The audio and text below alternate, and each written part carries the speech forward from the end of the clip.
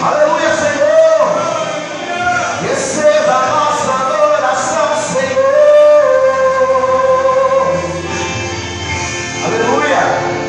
Posso crer que na vida um milagre vai acontecer. Posso crer nas promessas sendo liberadas sobre mim, sendo liberadas sobre mim.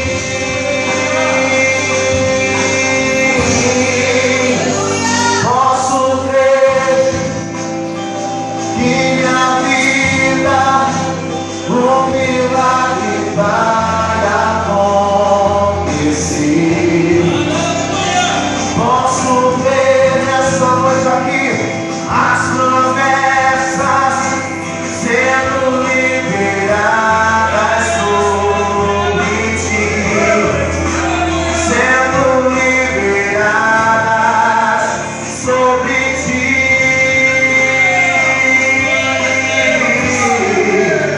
Hoje o teu milagre vai chegar.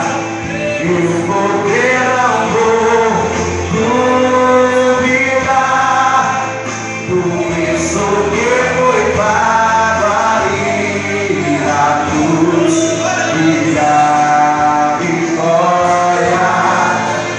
Nessa hora, hoje o teu milagre vai chegar. Eu vou ver, não vou duvidar do preço que foi pago ali na cruz e da vitória.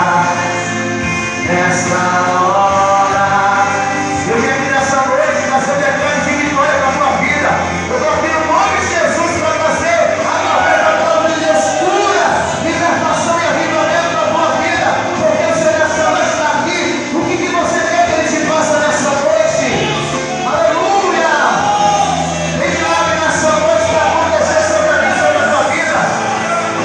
Agora é o Senhor. Tua morte, tua cruz, teu sangue derramado no Calvário, está selado, foi consumado. Eu vivo hoje livre do pecado, eu vivo as promessas dos milagres.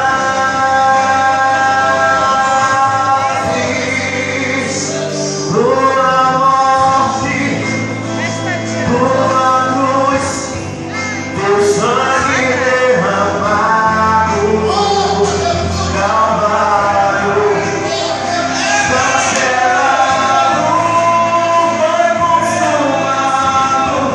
Eu vivo hoje livre do pecado, eu vivo as promessas dos milagres.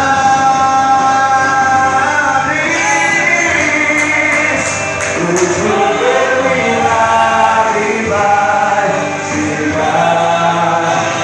Eu vou ver, não vou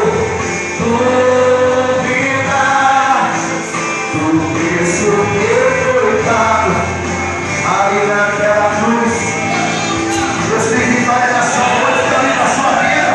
Eu já posso sentir a presença dele aqui. Tem vitória para ele nesse lugar. Ele tem vitória para mim, você nessa noite. Ele tem milagre, aleluia.